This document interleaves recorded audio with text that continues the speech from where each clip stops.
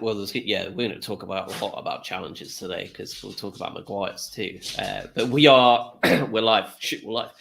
We're live. Episode 245 of Together BHA. Adam, you weren't on last week, were you? It was just me and Craig, I think. No, I think I was dying in some capacity. So now I've Lazarus and I'm here. Well, you'll all know from the bunged upness of me today that I have also just bounced back from the dead. So it seems to be going around, which is nice. Robin will be joining us at some unconfirmed point in the pod. And yeah, we've got actually a lot to talk about, which is good because the main event is not the most fun conversation to have. But we were just talking about the Carabao Cup and the goal that had been ruled out. And for a cup final, I'm not sure I've seen a more crazy decision to rule out a goal ever.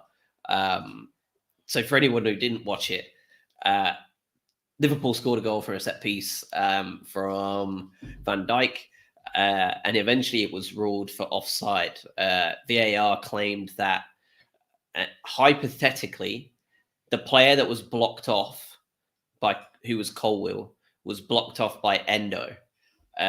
Endo was offside when the ball was played, but Endo was the player that Colwill was marking. The argument from VAR was that hypothetically, the player that was blocked off by the offside player might have, in a different timeline, prevented the goal from going in. And that's genuinely like their argument that if Endo hadn't blocked him, Colwill might have not marked him, broke from his mark, and cleared the ball before Van Dijk got his head on, which is truly a new level of just unbelievable stupidity, isn't it? Like, I didn't expect to open this episode with this, but like I've not seen something that wild since the last wild new VAR decision that they're making. Like, that's crazy, isn't it? No, I don't really. It's one of those ones where you normally look at these things and you say, well, you side with whatever the decision was on the pitch at the time, and they let it go. Yep. So to then claw it back is very weird to me. And this is the same VAR officiating crew, and we talked about this a second ago, but I haven't had a chance to really watch this Carabao Cup game that's currently going on live while we're talking. But I did see a highlight of the Caicedo challenge, and he didn't get a card for it, and the referee played an advantage. This challenge was as worse, if not worse than the Gilmore one yesterday, and he got absolutely nothing for us. So, you know, just the sheer ups and downs and contradictory behavior of officiating crews just continues to amaze, doesn't it? Really. So, yeah, no change week to week, really. Yeah, it's absolutely bonkers, and to think it's like potentially going to decide a cup final is even crazier, really. Yeah, it's not really a cup final, though, is it? Technically a cup final, but I mean, it's basically like it's just worthless, isn't it? This cup. You say that, but it is horribly relevant to us if England don't finish in the top two. True. Yeah, true. And that's really the only reason I'm so bothered about it.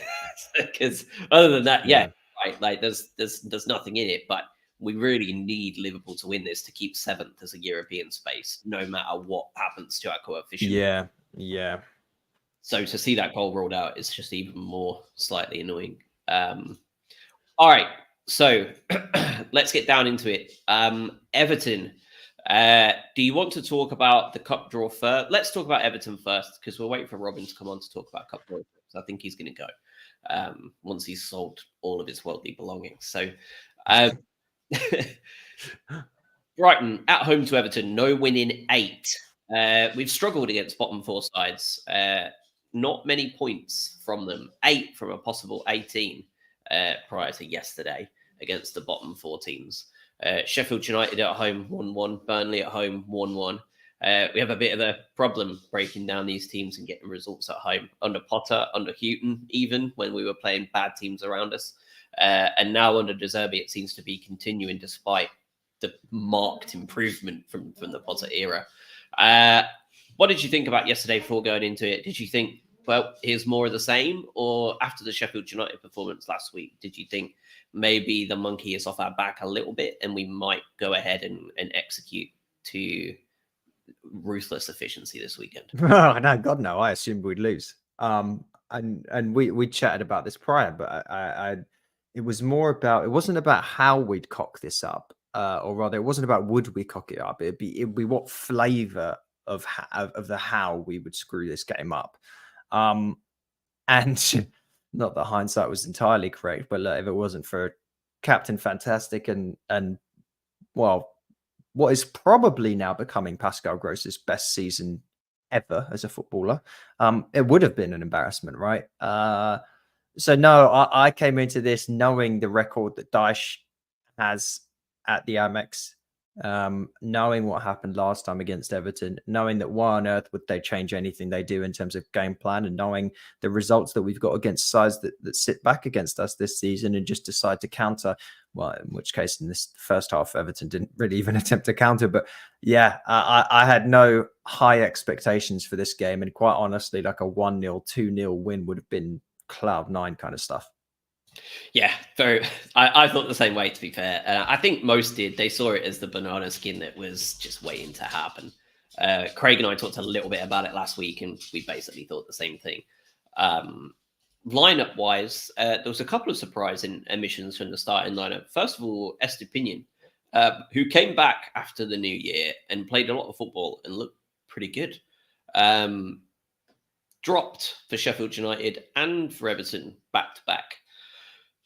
Nothing in the press conferences talking about him being injured or even an issue. Like, what do you think is going on there? All right, so hold on. Let's get this straight, because in the week, we had the De pasta night, didn't we? We did have Pastagate, yeah. Is that what it's going to end up being? Pastagate? It's pasta. And look, he just happened to invite Ansu Fati and Pervis Estupinian to that little Italian get together.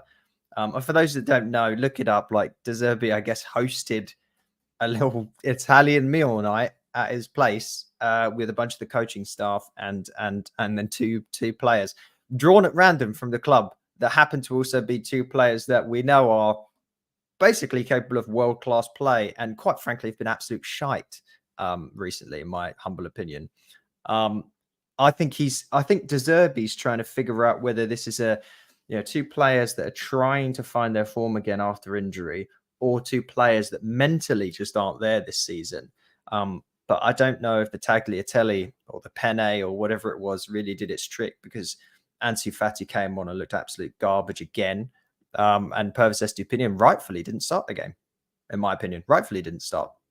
It's a shame, isn't it? Because the one good flash of Fati we saw was about 75 minutes at the end of the game before he got injured, and the start of the Forest game he got hurt in, and we've not seen him since, obviously. But it was almost like he had turned a corner and was looking really good, and then he got immediately injured.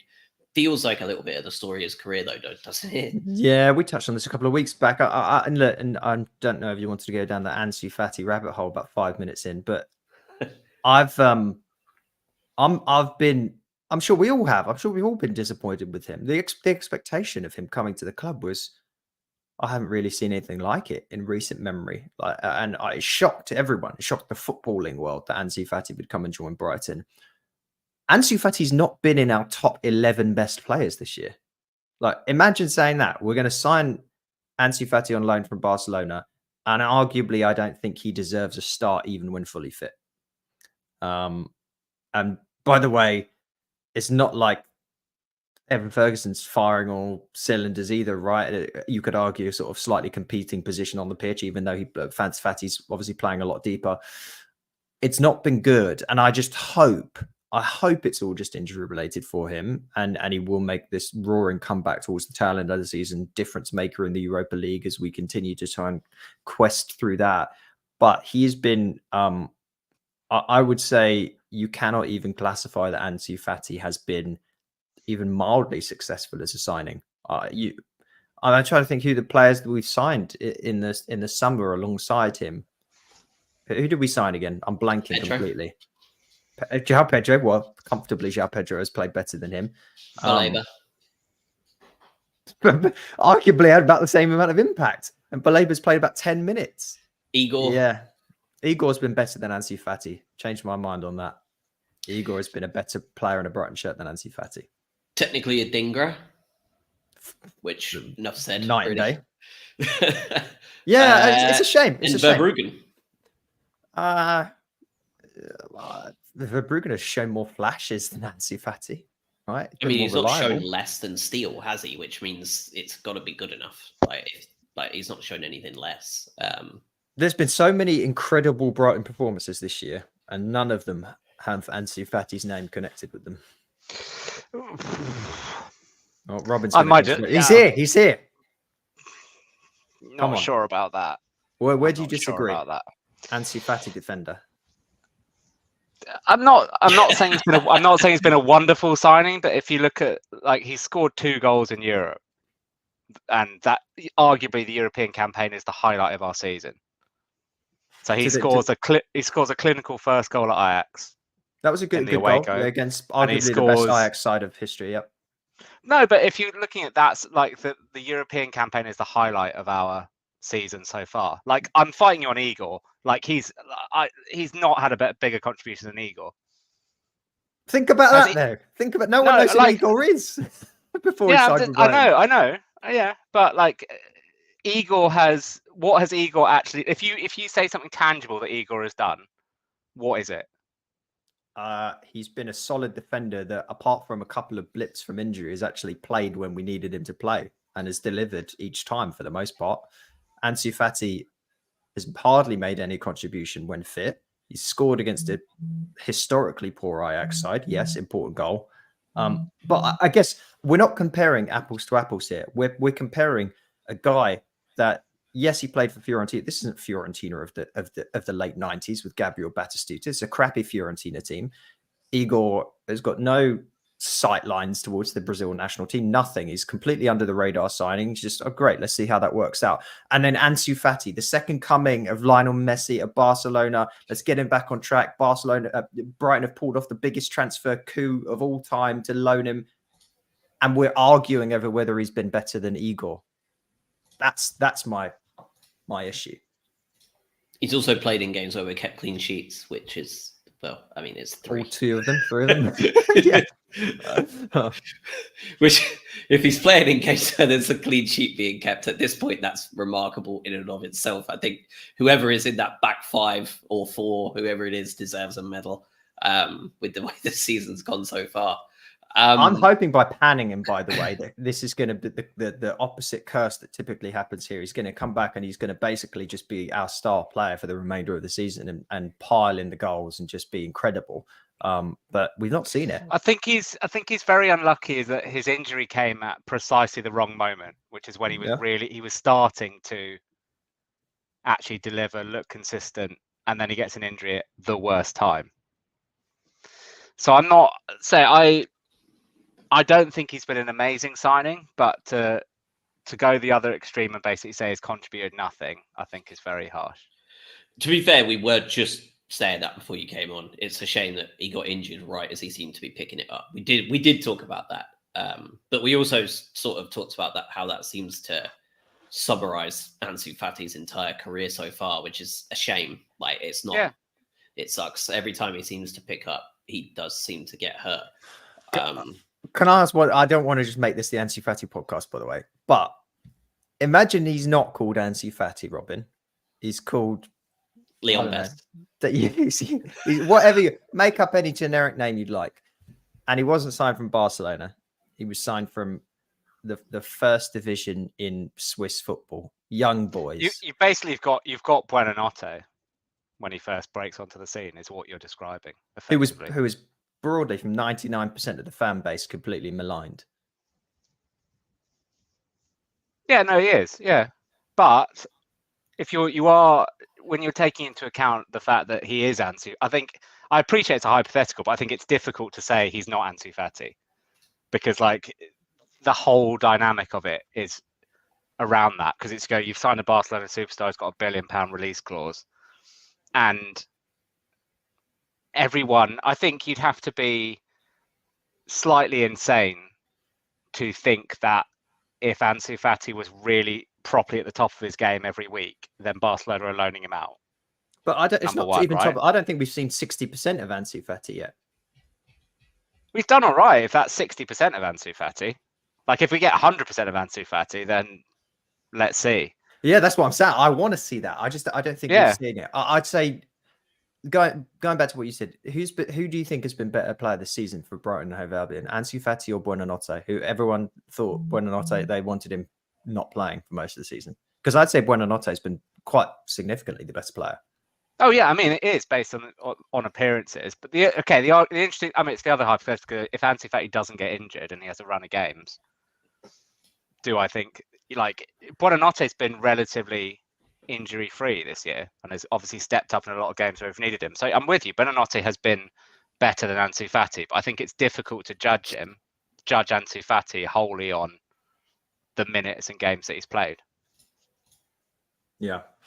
Just a quick moment of respect for Alexis McAllister, who's just got a booking for clattering Caicedo. Oh, good. That. Excellent. Oh, our former crashes collide, literally. Yes. Yeah, literally. The rest. So we started off as a back three with Dunk, Van Heck, and Igor in the back three, with Lamptey on the right and Adingra on the left. Gilmore and Gross in midfield, Welbeck and Buonanotte and Adingra, and then Ferguson up top. We're probably going to have a bit of a lengthy conversation about Evan Ferguson as well. We even got atted. Oh, there you go. Who's had less of an impact, Evan Ferguson or Ansu Fati? Because that's for that. I mean, like a hat trick against a Newcastle team that were absolutely dreadful at that point, plus a goal at Forest. It's still Evan Ferguson. It's still Evan Ferguson. Andy on Twitter, Andy D4P, don't know what that means, but at BHA4P, he actually added us and almost every other Albion podcast around, just saying like, why is nobody passing to Evan at all? And he says that Welbeck was getting passed to for runs that Evan used to make weeks ago, but has since given up because no one's ever using him. It seemed like most of the ball he got for the first half, he was won himself by pressing, like not being passed to. Not having any wingers or fullbacks fit. We didn't have any wingers or fullbacks fit for about 2 months. So no one who's got a natural instinct to cross the ball probably didn't help him a huge amount. Definitely not. But 14 touches yesterday. Only Adam Lallana had less, and he was the one that was subbed on for him on 74 minutes. Everybody else around him. I don't know. I don't know. I mean, there's been talk about him having had glandular fever, which is obviously if that's correct, then that's sapped your energy. But he just doesn't. I mean, his whole demeanor doesn't really look particularly interested at this point. And whether that's a combination of illness, whether that's a combination of players not passing to him, I don't know. But like, he's not in a super space at this point. I mean, like, is there anyone who's picking him ahead of Danny Welbeck when they're both fit? No, but they were playing in different positions. Like, we can't compare yesterday, right? Danny Welbeck was sat behind Evan Ferguson, and I don't know if you also looked in the second. Well, I'll bring him up again. Why not? In the second half, Ansu Fati. There were portions of that last 20 minutes where Ansu Fati was in our own half to get the ball. He was going super deep. Now, I'll give Ansu Fati some credit here. That's the difference between a player that understands game flow and understands what they need to do to get back involved. You see it all the time from players like Harry Kane, right? It's like, I'm not getting the service I need. I have to drop deep and pick that up, and then I'll create some play myself. Evan Ferguson's not doing that. I don't know whether De Zerbi has told him, just sit up there and distract the defense, and that'll allow us to build up play behind you, and that's okay. You're not going to touch the ball much. I'm sorry about it, but you're going to be a body. Welbeck only had 14 more. I say 100% more touches than Evan Ferguson, but like Danny Welbeck had 28 touches of the ball yesterday, and he was way deeper than Evan Ferguson. So you'd expect him to probably have even more than that. And again, we're facing Everton. This is an Everton team who were just, frankly, we're trying to like murder anyone that went anywhere near their box for most of the game. And I think Evan Ferguson was just frankly crowded out for most of the game. We see that so often. Yeah, it is. I mean, it's not the game. It's not the game where you're going to be slinging in crosses, expecting Evan Ferguson to dominate up against the lumps that they've got at centre half. Well, the best time we did swinging across was when Estupinian came on and Everton Ferguson had come off, and I think our tallest player was about 5'6". Yeah, with no one up front, Buonanotte trying to win the ball. It's difficult, isn't it? It is. Josh, difficult. what do you think? Yeah, he's off it, ain't he? He just doesn't. I mean, we talked about it. I remember at the beginning of the season, I think I even name dropped Harry Kane as a player he was playing like, in the fact that he was dropping back really far to gain the ball and become part of that build-up play, even when he was the main guy up front, and he isn't doing that at all now. Like you say, Adam, like is that instruction? Like, we know De Zerbi values as many people in the box as possible. Is his message to him being like, I would rather you stand up there and get 14 touches a game and ensure you're in the box at every opportunity? Or is it he's just not right, like, and he's just not mentally in the right space to do it? I don't know. I really don't. It's obviously worrying. I mean, to me, like, you've got to start him again at Wolves. Like, I would start him at this point. Like, we've done that quite a bit, haven't we? This game in the middle of the week, though, like, it's a game where you've got to, I think, like, you've got to give him another go, like, and you've got to kind of change your style up a little bit to, like Robert was saying, like, actually put some balls in the box before he gets subbed off, and bring some people in to support him, because right now a back three is not, and we've seen this, like, a back three is not ideal to our standard methodology of putting the ball in the box in dangerous positions. We saw how much that changed against Sheffield United, even when they were with 11 men for the first 8-9 minutes. Like, we carved them apart about 4 times in the first 8 minutes, which eventually led to Holgate's assault on Mitoma, because he'd had enough of him within literally 8 minutes of football being played.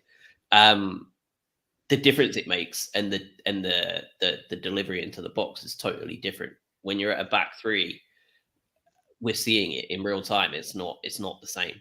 And he's seemingly the focal striker is the one that's missing out the most. I think it's also what we flagged up, which is that, and we've said it a few times, is last season he was a totally unknown quantity, and this year he's not. So I think he's benefiting from the fact last year people are going, oh, what's this 18-year-old kid going to do? Oh, right, he's going to flick the ball into the bottom corner. All right, fair enough. And then this year they're going, well, we're not going to give him any space, any time, on top of everything else that he's had. So I think he's in a bit of a perfect storm. He's clearly been ill. Like, it's obviously something not right with him. So glandular fever seems about a decent shout on what it is. He's clearly been ill. We've not had the wing backs or the wingers to really give him any service. And he's obviously someone who defenders are looking at with a bit more seriousness than they were last year. It's interesting. I mean, because it's like, at what stage does it become, you go, well, what stage does last season you go, well, that was a bit of a blip. Actually, maybe isn't the next big thing. No, like, how long does, I'm not suggesting that we're at that point right now, but I'm going, how long before you go, okay, maybe we've got like a big Aaron Connolly on our hands here? Yeah, like last season was the fluke, not this one. Yeah, that's what I mean. I'm playing devil's advocate to a point slightly, but I'm going, is it like all this season and then you give him some time next season? Like, what's going to be the bent? Like, what's the amount of time here?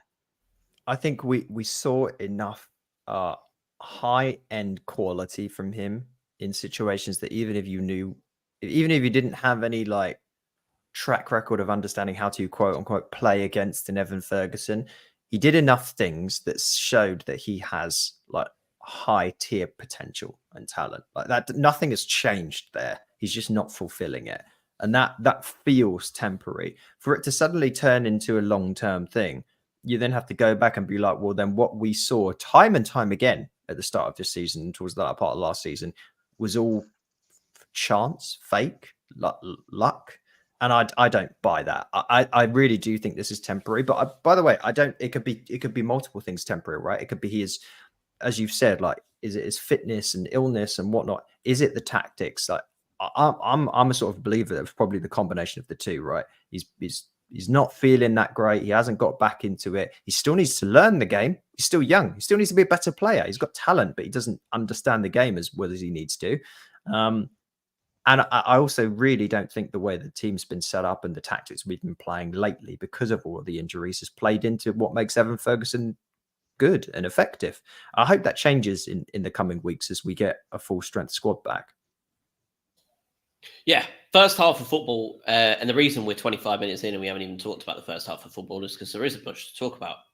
Other than, I guess, a couple of things. Tarek Lamptey's clearance off the line was ridiculous. Superb.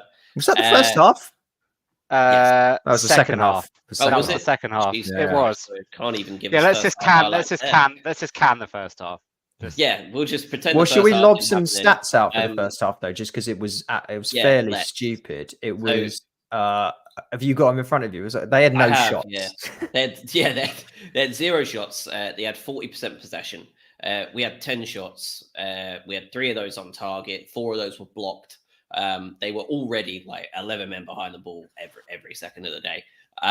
We had 8 corners in that half, which is a shame, really, because we've started to convert from them, haven't we? And all of a sudden, we go up against the Sean Dyche side and fail to convert from set pieces when we had oodles of them.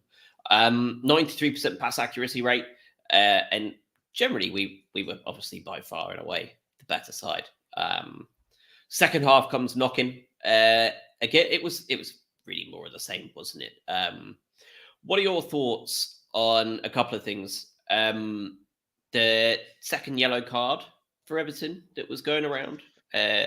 Was it a second yellow? Should Tarkowski have been off? Yes. But like I said to you at the time, it's the classic, it's a yellow card if he's not already on a yellow card, which is like one of the things in football that winds me up. It's the same as it's a foul anywhere on the pitch other than in the penalty area. Like, it's those two things just like, they make so little sense. But yeah, I mean, it's a foul. He's like, if he's past him, too, isn't it? Yeah, if he's past him, he's not directly in on goal, but he is, there is very little cover there. So it's a yellow card. Yeah, so no yellow given, and De Zerbi is then given a yellow for being absolutely fuming on the sideline. Rightfully so, yeah. Absolutely. But it just goes to show the farcical nature of the refereeing and VAR, doesn't it? Really, that their mistake ends up with our manager being punished for it. But yellow cards will continue until morale improves, I suppose. So. Shortly after that, the hour mark hits. Not much has changed. Did we get the goal line clearance before the subs were made? Yes, I think we did. Feels like a quiz question. Yeah, I don't know. Either which way, clearance. It was just a ridiculous clearance. Anyone in that back four that you want on the goal line for a clearance when a ball is going in, Lamptey is absolutely bottom of your list, isn't he? He's the last player in the entire squad. He's actually smallest range. He's actually the shortest player in the Premier League. It just makes it even more wonderful, doesn't it? Like, he's 5 foot. He is 5'4", and he's basically half an eagle. Yeah, what a clearance! And we talk about Lamptey. Lamptey is still only young as well, but his ability to read the game and be in the right position, given the amount of football he has missed over the years and the amount of potential he has shown whenever he gets fit again, he is going to be one of the most frustrating what ifs ever, I think, for the Albion. Because he keeps doing things like this where it's just like, damn, if only he wasn't as injury prone as he is, what could he do? If you're able to read the game to that level at that size and give that level of contribution, it's just another one that's just I just hope he stays fit for as long as possible, I guess. But we all kind of think it's inevitable, right? That he's inevitably going to get hurt again sometime within the next 3 games. Unbelievable clearance. Tactics shifted hard on the hour mark, with Igor coming off and Estepinian coming on, and the back four being formulated straight away. With Lamptey dropping to right back, obviously Estepinian dropping to left. And then shortly after that, Lamptey came off, Welbeck came off for Fatih and Veltman, and we operated in more of that kind of 4-2-3-1 procedure that we are used to seeing, with Adingra then wide, Buonanotte wide, and Fati and Ferguson in the middle. As you were talking about, Adam dropping off, kind of trying to create play, and he did drop incredibly deep, indeed.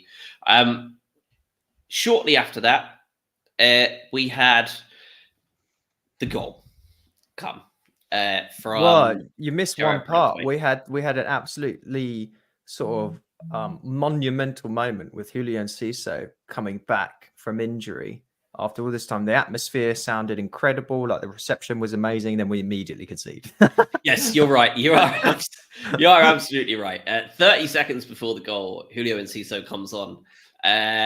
It's so good to have these players coming back, isn't it? Like, it's such a stupid Michael Owen-esque question. If the answer is obviously yes, but like, it's just so nice to have them coming back. I know Fati hasn't contributed a great amount, but it's nice to have him there as an option. Welbeck has been instrumental over the last 5 or 6 weeks in being able to provide some cutting edge. Estepinian being back is nice, even if he's not at the levels we're used to. Lamptey being back is incredible. And again, we've just brought in yet another game changer. And, for people like Buonanotte who have stepped up, and these players that continue to step up, and we'll talk about that towards the end of the pod, I'm sure, with Gilmore's lengthy absence that's about to come in. These players, the results we get against your Burnleys and your Sheffield Uniteds and your Evertons are shit. But when you look at these players and the way they it's like the next man up mentality, and every single one performs. That's De Zerbi. Like, that is absolutely the ethos and the mentality that he is coaching.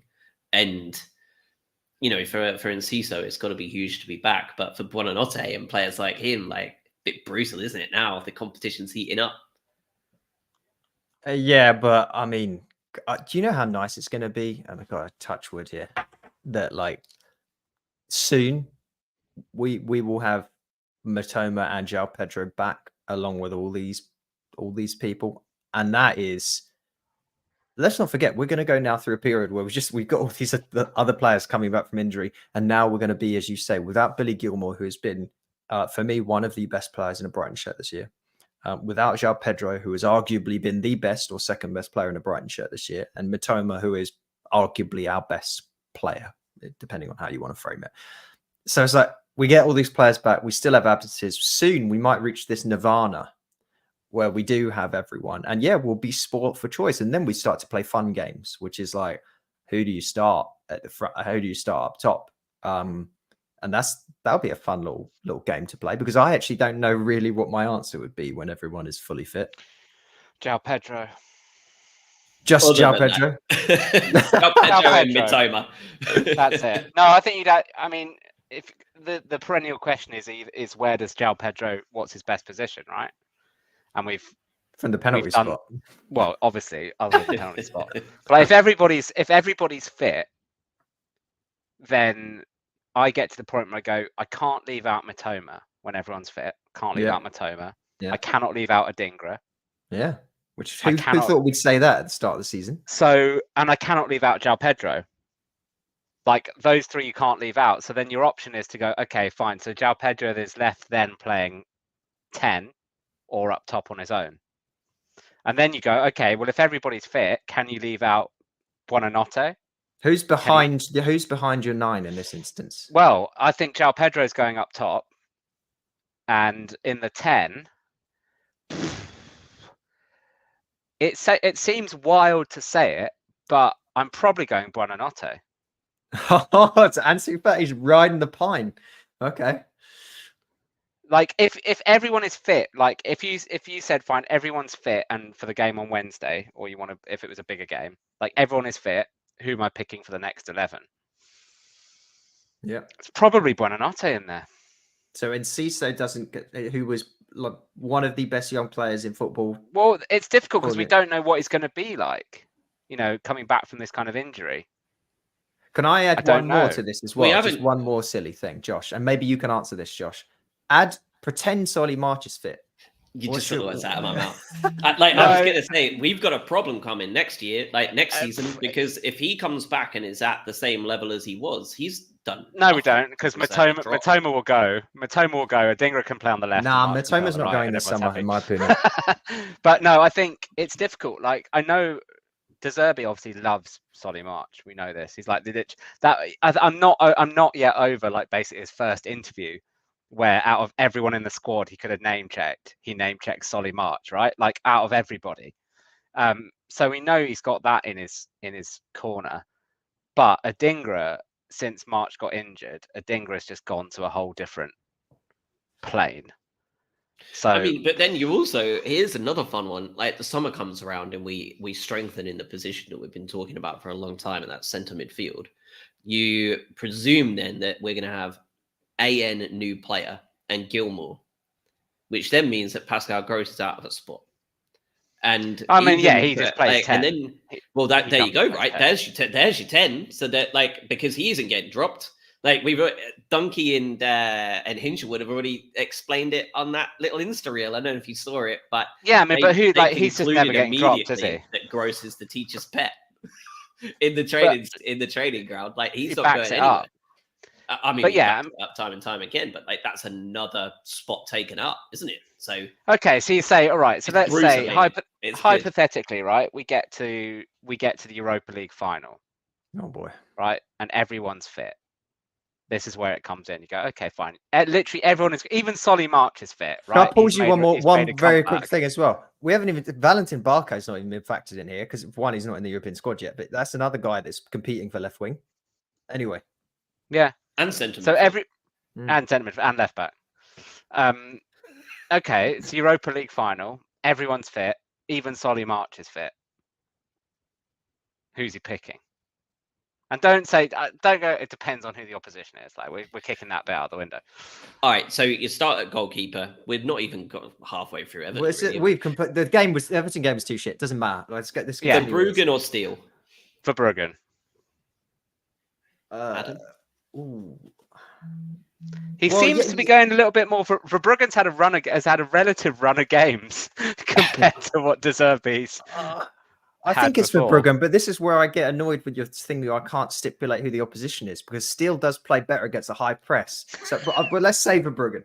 Yeah, we're playing 4-2-3-1. We're all in agreement with that. Yeah, yeah. The optimal De Zerbi lineup, right? Yeah, Verbruggen in goal. Yeah. I'm gonna say Duncan Van Heck as your back two. Yeah. Any objections? Correct. No. Estepinian at left back. Any objections? No. Yeah. Is he playing like he is right now? It's Estepinian at left back. I can't tell you anything more than that. No, that's it. Well, right now I'd rather play Lamptey than Estepinian. Okay. I can't believe I'm saying that. And at right back? Veltman, if everyone's ain't got any options. Is Hinshelwood in this scenario? Yeah, everyone's back. Everyone is back. Everyone is fit. God, can you drop Hinshelwood? Hinshelwood has been better than I've seen out of Veltman since he's come back. Can you play Hinshelwood over Solly March? Who is? I'm not playing Solly March. You know I've got history with Solly March. I'm not playing Solly March. Right. Right back. So basically, we're talking about if Lamptey. I mean, Lamptey would have been in the conversation, but Lamptey's playing left back in this, and I'm sort of with Adam actually. Like, if we're going off form now, like Lamptey at left back, I'm with him.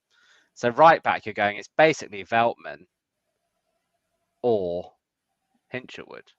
Look, it's going to be a good side. So I'm creating a side in my mind. I'm imagining we're playing Liverpool, right? So then you've got to think about that because who's going to be? Then you're thinking, okay, maybe you've got to face up a Mo Salah at left back, and you've got to face someone else.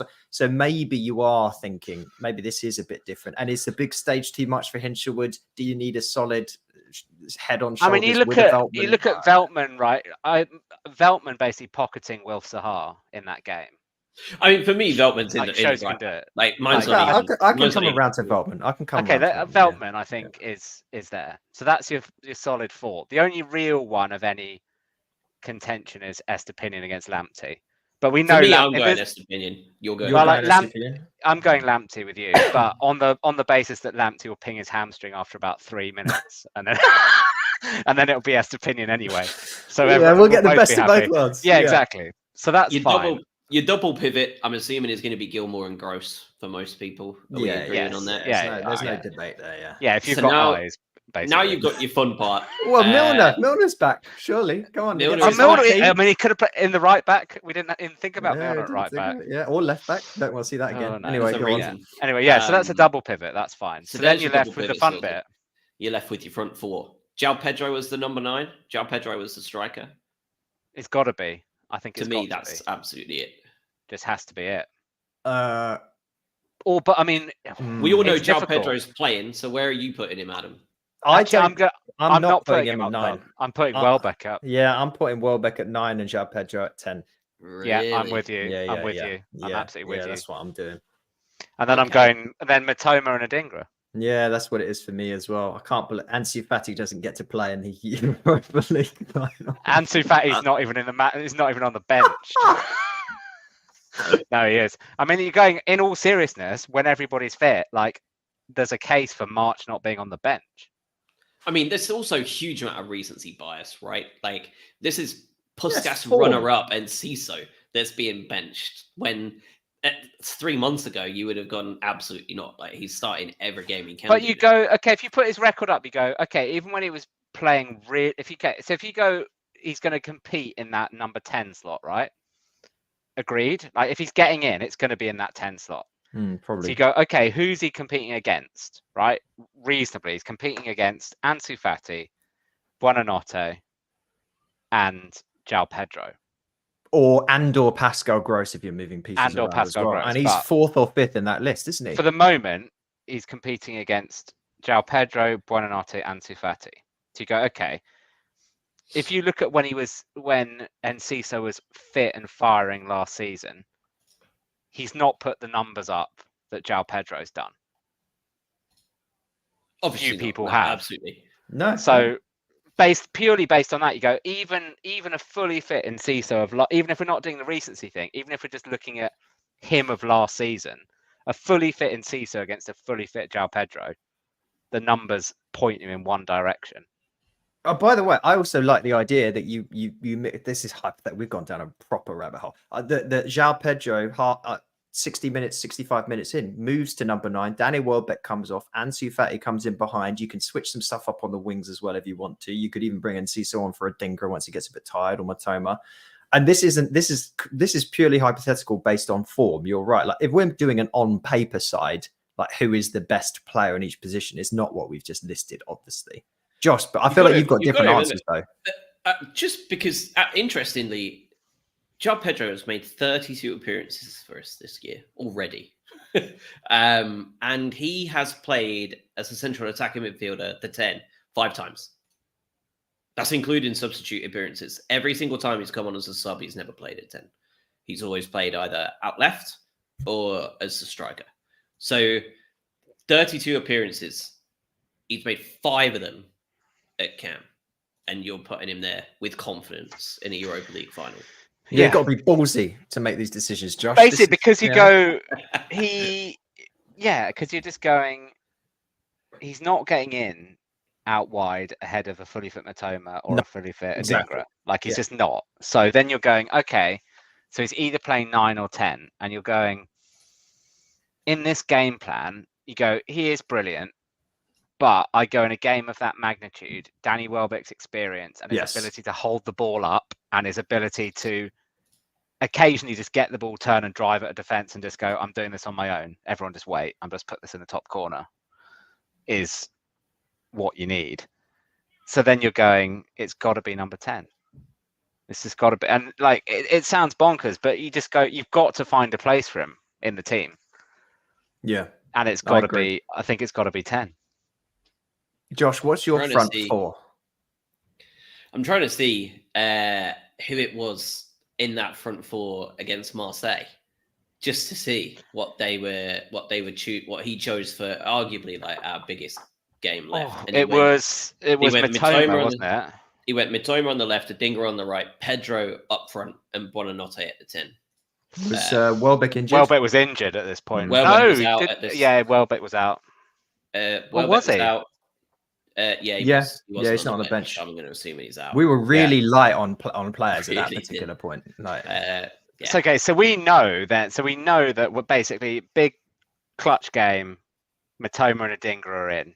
João Pedro is in some form. And you go, if Welbeck had been fit for that game, is Welbeck going up top and João Pedro's going in the hole? I mean, I'll be honest, it's a nice. I wouldn't be that upset if he went João Pedro up top and then he put Enciso in behind him. I think we're arguing over relatively fine. Well, you could also switch details. Pedro and Welbeck if you want to. Welbeck's completely comfortable dropping D. He literally did that yesterday. I mean, it wasn't great, but he did that yesterday. So I think, I mean, it's a nice problem to have that you're not debating over who we're going to pick up front, like Mark McCammon or Chris Holroyd. Like it's, it's. I don't think De Zerbi would pick that 11. By the way, I don't think De Zerbi would pick that 11. Who do you think he would go? Do you think is Hinchwood getting in? I think March 100% plays instead of Adingra for De Zerbi if he's fit. Interesting. Yeah, I think he probably does. But I personally, I wouldn't either, by the way. Even top form, Solly March, because we've seen that he's a bit of a bottler at the very, very, very top levels. And we just watched him and Adingra at 21 years old carve apart Nigeria to win an AFCON. He can do in his own country with the pressure of everything on him. We know that Adingra can perform at that level. So for me, like my front four would be Mitoma, Adingra, Pedro up top, and then Enciso behind him. Oh, you play Enciso. Danny Welbeck doesn't get, but poor Danny Welbeck in the twilight of his career, an absolute fantastic doesn't get to start a Europa League final. No, that's cruel. Danny Welbeck is there to see that game out or get that equaliser. I want Enciso coming on to change the game. That's I don't. We know that we want Welbeck to score a header that just defies geometry. Yeah. That's what we want. He's hitting them on the break, full of beans, with 10 minutes to go because he's when it's already 3-1 up, and he's just putting the gloss on it, and he's dinking the keeper, and he's running over to his son. And Lamptey's being wheeled around in his arms, and it's just wheeled around literally because he probably is in a wheelchair. In the first half. All right, we are 47 minutes in, and we're going to revisit Everton because I do want to touch on two things. One of them is the red card for Billy Gilmour, and similar challenges that happened this week from Harry Maguire and Moises Caicedo that we just watched in real time in the Carabao Cup. Are all three red cards? Are all three not red cards? Give them or are there severe differences? No, they're all red cards. Yeah, agreed. They all should be red cards anyway. Why do you think they weren't then? Incompetence. That's the answer. I mean, we've seen it. Inconsistency. We've seen it. We're not going to get into a whole referee rabbit hole, but we've seen it. Incompetency / inconsistency / no one really knowing what the rules are. But my criteria for this is always the same. When it's a red card like that, you go, if it was an Everton player, if this was James Garner on, Pascal Gross, are we screaming for a red card? Are we outraged it's not a red card? Yeah. Because the answer in my head is yes. Yeah, I think Gilmour's definitely a red card. I think that the other two are. I think the other thing is, there's no malice in it. Yeah, it's just a badly timed tackle, and you can see because he looked gutted as well. But it's just one of those ones you go, it's a red card, and it's just badly timed, and it's a red card. I'm interested with Gilmour because I've been standing for Gilmour, as the kids say, for quite a while at this point. And he's been pivotal. Who replaces him for the 2-3-ish games? Well, here's the thing, right? We're talking next man steps up. And this is where I was looking forward to talking about this, because I think there's obviously two names in that list that stand up to put next to him with the injuries. And it involves next man up for two really interesting individuals. And that is Carlos Baleba and Jakob Moda. Yeah. Which one do you think goes there? And does it carry to cup games as well? Does Gilmour suspend? I know it doesn't for Europe, but does it carry? I think his cup game will. I think it will. So it's one of the three. Will be that. Okay, so he misses Forest, Fulham, and Forest. Forest, Fulham, and Wolves. Which is enough. So who are you? I assume he'll probably start against Roma, by the way, given he'll be fresh as a daisy. So who do you think is going to start in that central midfield duo? Stephen in the chat thinks Moda played really well there against Sheffield United, but it was it a false flag against Sheffield United were down to 10 men and they were absolutely shocking? Or is it something that is worth trying? I'd go Baleba myself. I think I think if in Modi you've got a player who he's got a bit more of an attacking mentality, I think, and you need someone who not necessarily just to sit in front of the back four, but you need someone who is going to be in a position to be able to track back and actually have that defensive mentality. So I think it should be Baleba. And he's at the next cab. I mean, like to Josh's point, you go, Moda's only just. Oh, what's that? I've offended him so much that he's just gone. Like next person up, considering Moda is relatively recently back on the comeback trail. The next cab off the rank should be Baleba. Or James Milner. Is Milner back? No, I don't know if he's fit. That was a slightly. Milner's not back.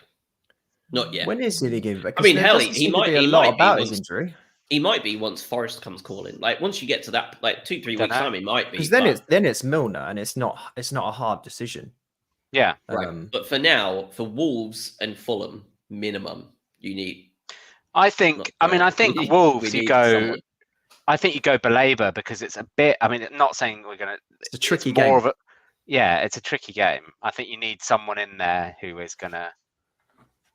Here's a question for you: against Wolves, do you just go both and use it as the audition game? Do you play Baleba and Moda as your midfield two? Or just play Gross in the hole, or just give him a rest? Give him a rest. Put him on with 60 minutes gone if we're 0-0. I'd be interested to see, but then you just go. No. De Zerbi talks so much about partnerships and knowing the role in the team, etc. The last time, I mean, you just think how it went against Villa when we had Hinchelwood and Jack Hinchelwood was that Baleba? No, Gross. I think it was Hinchelwood. Was it Gilmore? Was it Gilmore? Oh, it might have been. I think it might have been Gilmore. I don't know. It was bad anyway. But no, yeah, it was bad. But just the idea, I think it's got to be one or the other. So Mahmoud Dahoud for me. This is the area where you can't replace the setup that De Zerbi clearly prefers there, which is two creative players in the pivot as opposed to destroyers. So you could make the argument here, because we saw it the other week, to play Adam Lallana in that position for as long as his legs work. So about 7 minutes then. Well, didn't he do 60, 70 minutes the other week? 60? Yeah, he did. He did. I would not be shocked to see Adam Lallana play that role. No, I think you're right. I think it's a good shout. I would hate it so much. Igor. I would hate that less. With how confident he is on the ball, I would hate that. I would prefer Igor to Lallana playing in a holding midfield role. That's the bloody. I mean, the problem, like Lallana and Gross, it's the lack of pace, isn't it? I think that's the main issue. Especially against a Wolves side that are basically built on counter-attacking football. That's why I think Baleba. Yeah. That's why I think Baleba might get the nod as the closest we've got to the kind of defensive. Baleba's who I'd pick. I don't know if De Zerbi will pick him, but that's who I'd pick. Yeah. But the minutes played wise for the season, when it comes to the Premier League, Baleba's only played 597 minutes. Moda's played 133 minutes. He's not even played a game and a half. Yeah. So I think it would be Baleba if he plumps for either one of those. And we know that De Zerbi's attitude is basically he's not going to pick. He's not going to do much experimentation with an FA Cup game. We know that he still mentions that Charlton game, etc. So I don't see him doing something wildly experimental. I think it's going to be very much who he thinks is the closest fit. Yep. And you're right, Adam. There isn't really one. It's do you go? Well, there was. He's on loan in the Bundesliga now. Yeah. Let's talk the very last piece of Everton talk before moving on. The equaliser. Pascal Gross to Lewis Dunk. Whenever you need someone to come up clutch, are there two other names you want more other than injured João Pedro? Like, these are the two you expect, right? And they're part of the three you expect now with João Pedro if and when they're on the field. Just off the back of it, like a unbelievable header. Double Gross turn as well to set it up as well. It's just all that was vintage stuff, wasn't it? It really was. So I mean, it's perfect. It's a great cross. You're right. It's a great header. It's not much more to say. It was superb. I absolutely did not expect us to get anything from the game once they scored. Absolutely did not. You saw the 9 minutes come up, didn't you? And you thought, oh, hello, that's a tempting mistress, but invariably won't do anything for us. And then like 3 minutes had gone by, and we hadn't even got the ball in their half for some reason. And then that was a towering header from a superb cross in. I still look, not to find the bleak from the positive, but the fact that we had to rely on that in a game that we had completely dominated is fairly bland. 23 shots to 6. We had 17 shots in their box, and we managed a last gasp 95th minute header from across to equalize at home against one of the worst teams in the league. That is tricky to swallow, but hey, we got a point. It could have been worse. At the end of the game, a point's better than what the alternative was on offer on the 90th minute, isn't it? All right, let's move on from that and talk fun stuff. Friday morning, we had the Europa League draw. And the Europa League fixtures are as follows: Sporting Lisbon against Atalanta, Karabag against Bayer Leverkusen, Sparta Prague against Liverpool, Benfica against Rangers, Marseille against Villarreal, AC Milan against Slavia Prague, Freiburg against West Ham, and Roma hosting Brighton and Hove Albion for the first leg. How are you feeling about that draw?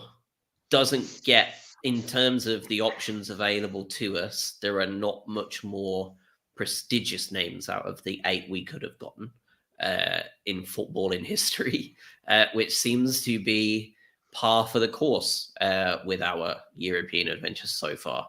I saw a Wigan fan talking about the fact that they got like Zult Waregem and some other random team from like the middle of nowhere, and we've ended up with Marseille, Ajax, Athens, and now Roma. How are you feeling about that draw? 1, do you think we're going to win it? 2, what was your thoughts generally on the day when you watched the draw live, Robin, or when you woke up to it, Adam, and thought, holy shit, we're playing Roma?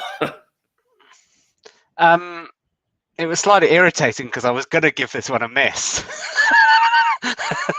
So just for the people that don't know, I want to highlight this. I hope you don't mind me doing this, Robin, because I found this very, very funny. Right, I'm going to go back to the WhatsApp group that we have, right? And so before the draw, I'm trying to find the particular quote here. I basically said, I can't. I'm so glad I'm not going to be involved in the bun fight for tickets for this one. Yeah, something along those lines. Basically, that is exactly it. And not 24 hours later, Robin was attempting to sell his signed Messi shirt to fund the trip.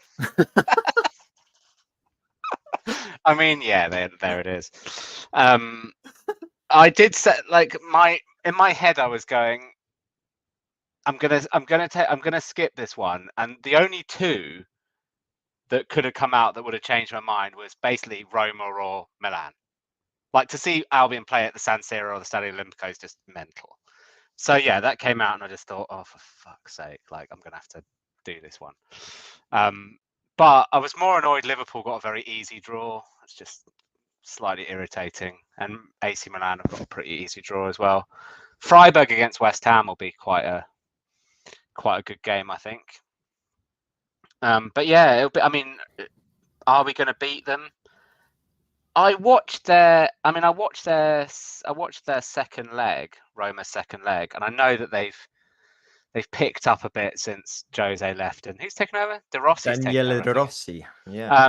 But very good friend of Mr. I didn't think Roma looked.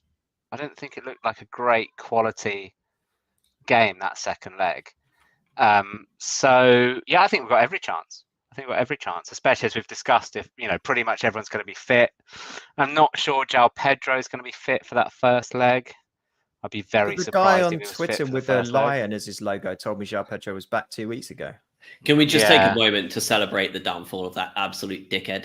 Because he also predicted and braggadociously sent it throughout Fantasy Premier League Twitter that Estepinian would be starting yesterday. This is the lad on Twitter that calls himself like the #1 source, but constantly deletes everything he gets wrong.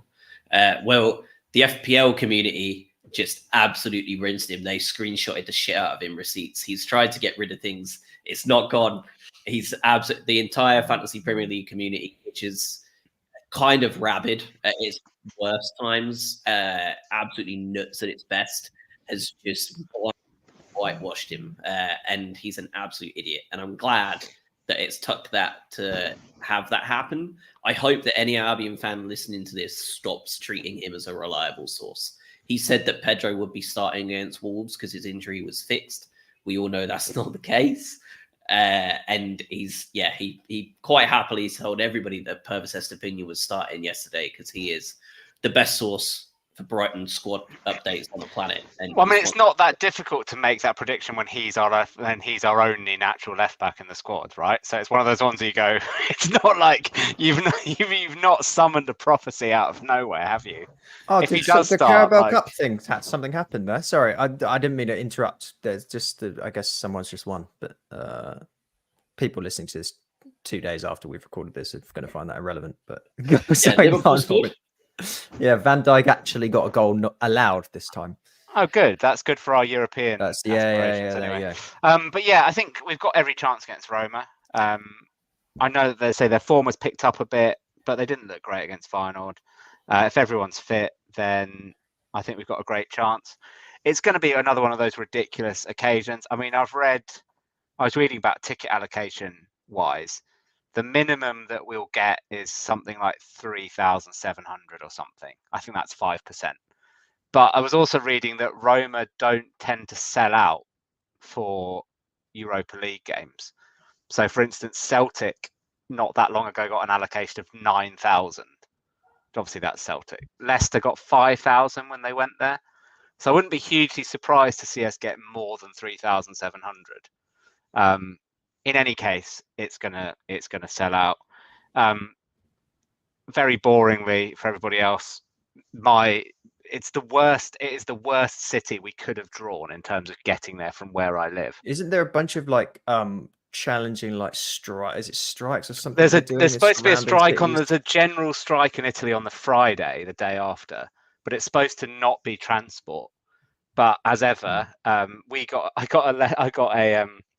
got a message from our hotel via booking.com to say they expect there to be transport stuff on Wednesday, Thursday, Friday. So that's great for any Albion fans that have booked to fly to Milan, which is like a 3-hour train journey. Fingers crossed it'll be all right. But yeah, I went within 24 hours from not going to having a hotel and having to work out how on earth I was going to get there. The actual game itself, I'm excited. When I first saw Roma, Josh, and woke up on the US East Coast and saw that, I was like, oh Christ.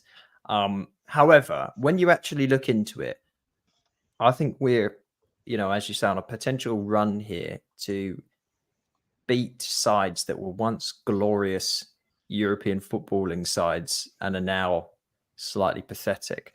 And I actually really like this draw because if you look at what Roma have actually accomplished this year, well, it's nothing. So they obviously fired Mourinho a couple of weeks into January after I think they lost 3-1 to AC Milan. Since then, yeah, they've been on better form. They have beaten powerhouses, Verona, Salernitana, Cagliari, battered by Inter, drew against Feyenoord, beat Frosinone, which sounds like a dessert, and then had to go through against Feyenoord on penalties. Nothing. No. Nothing. They have, in terms of sides they have beaten this year, they are all no-name crappers, aside from, with all due respect to their fan bases, aside from They beat Napoli, who are famously having a bad season for them. They have lost when they played AC Milan, Inter, Lazio, Juventus, Bologna, Prague, Inter Milan again, Genoa, AC Milan again. Anytime they face stiff opposition, they've folded immediately. I think we win this, and I think it's going to be an incredible tie for this club.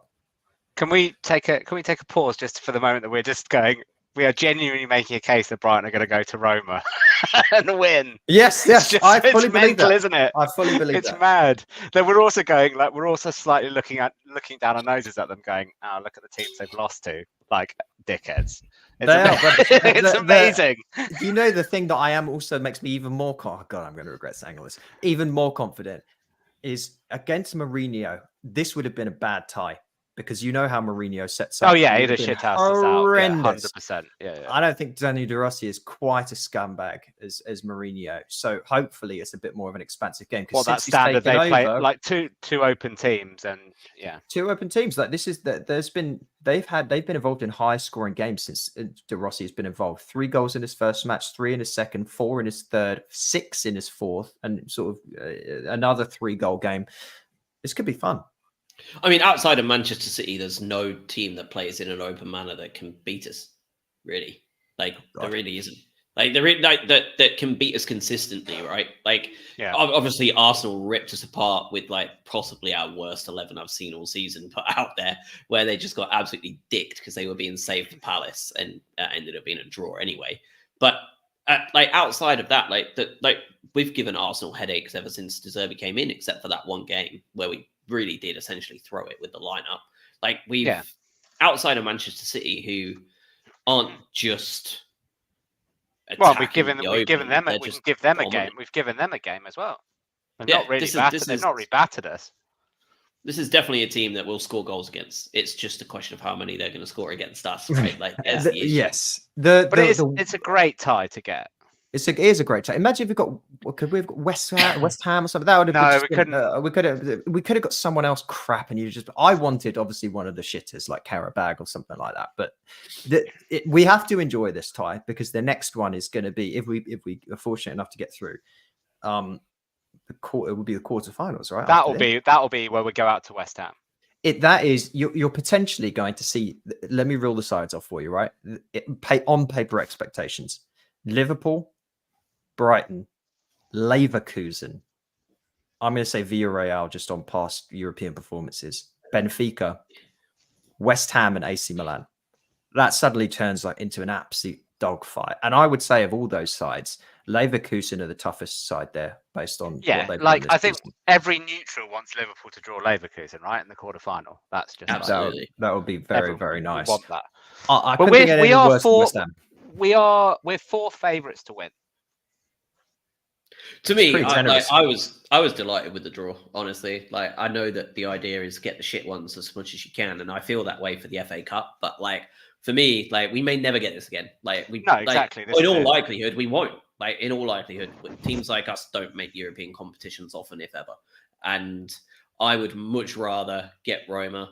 And if we lose, we lose. We've lost to Roma. They're not in their best form in the world, but it's not it's Roma. Current day Carlisle. They're Roma. Exactly.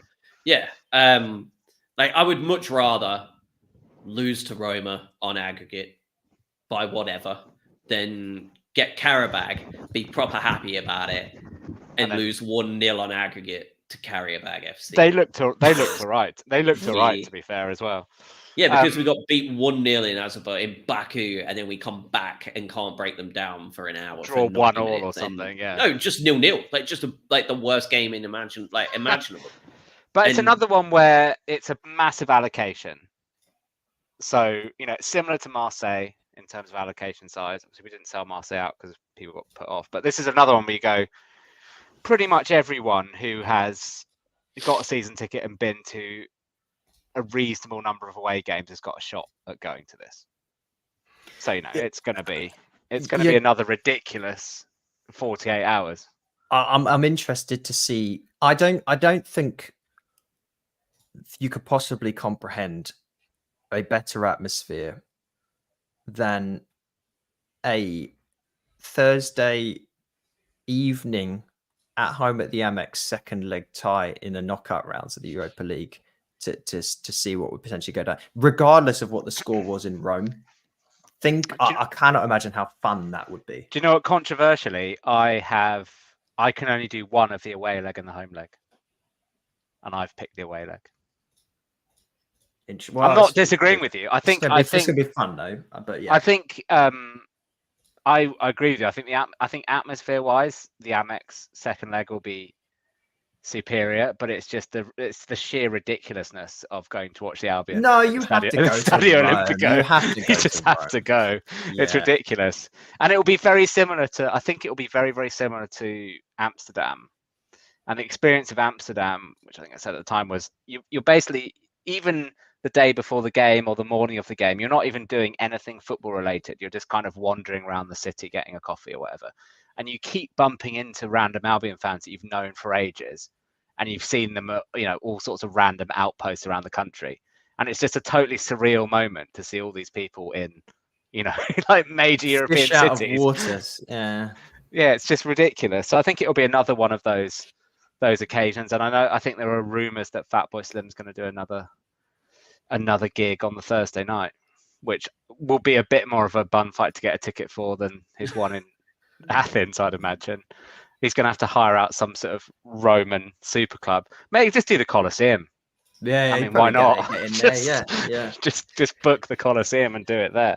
But it's I'm with you, Josh. If it's the one season we're going to get, and there is a reasonable chance that it is the one season we're going to get, you want to reel off and go, like you said, those Wigan fans, we can reel off where, okay, we had one season and we went to Marseille, Amsterdam, Athens, and Rome. Like it's all right, isn't it? What's your dream? We get through this one. What's your dream quarterfinal opposition? At this point, whoever the weakest team left in at that point is, not Liverpool or Leverkusen at that point. There's not going to be a weak team left, I don't think, really. The weakest, Villarreal,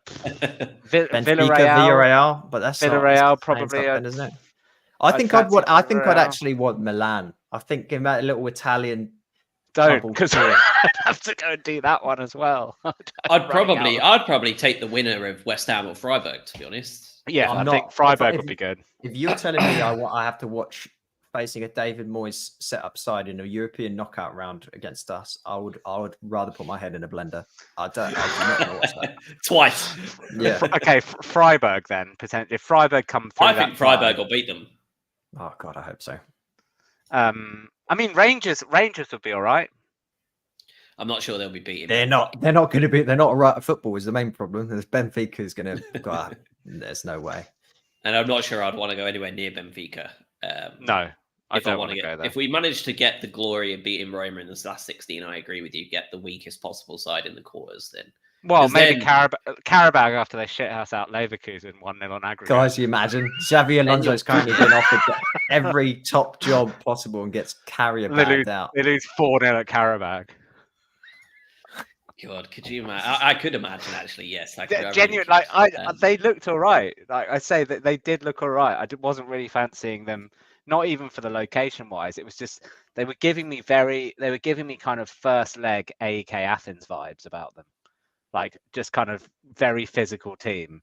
There's going to be an upset in this. There's enough games for there to be an upset. Yeah, absolutely. Like, oh yeah, Roma the upset though. Am I cursing? Yeah, Roma knocking us out is the upset. Yeah. I'd be interested. By the conversation we had earlier. I didn't mean to cut you off, Josh. The conversation we had earlier about like your dream sort of lineup on paper. Everyone is fit for a sort of knockout or final in the Europa League. I'd be interested if people disagree with us or whether we were like send postcards or tweet us or something like that to let us know if you have a different lineup, because it'd be interesting to see how off-piste we are with ours. Yeah, bad. We'll be interested to see.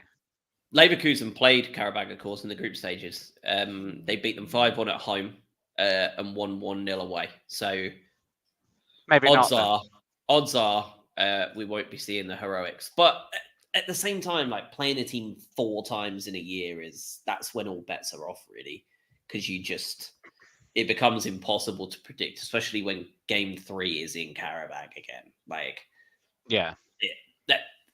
it becomes a different kettle of fish when you're playing a team 4 times in a year. We see it in every sport when you start. Which playing is each other why, that like, much, if we'd have drawn Marseille, we'd 100% have gone out. I don't know if we'd have gone out, but I think if we'd have drawn Marseille, it wouldn't have been close. Whoever goes through, because it was so tight for the 2 games, I think whoever it is beating the shit out of the other one and going through like 5-1. Because they've already sacked Gattuso, haven't they? So yeah, they replaced him with the guy that got sacked by the Ivory Coast midway through AFCON, which I found wild. Yeah, you couldn't have Gattuso and De Rossi managing in football at the same moment. You can only have one dogged Italian defensive midfielder from the early 2000s. I just want to put on people's radars, though, what I see as possibly, you have to tell me if you think differently, the toughest 3-game stretch that Albion have potentially ever had in March, which is Roma, Man City, and then Liverpool. 3 games on the trot. Can you think of a harder set of 3 games ever? I feel like in a second leg knockout Europa League against Roma. I feel like we've had a run of games where we had maybe three of the top 6 or something.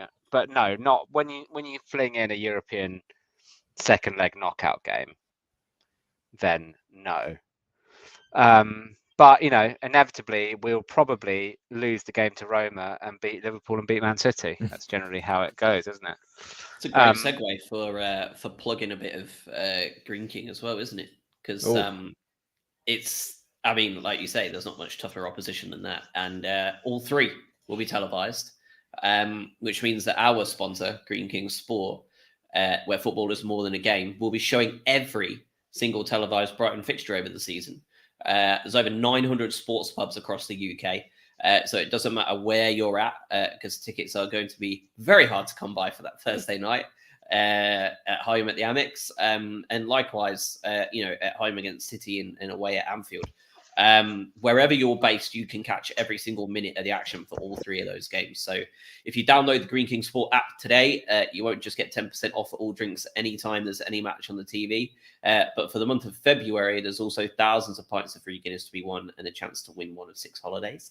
So if you didn't get that cashed in, you got about 4 days left to do it. Italian holiday, maybe? Yeah. Imagine if it was to Rome. You'd be absolutely cashing in, wouldn't you, if it was a week later? It's a brutal set of games. It might change too, by the way, Josh. The small amendment to make is that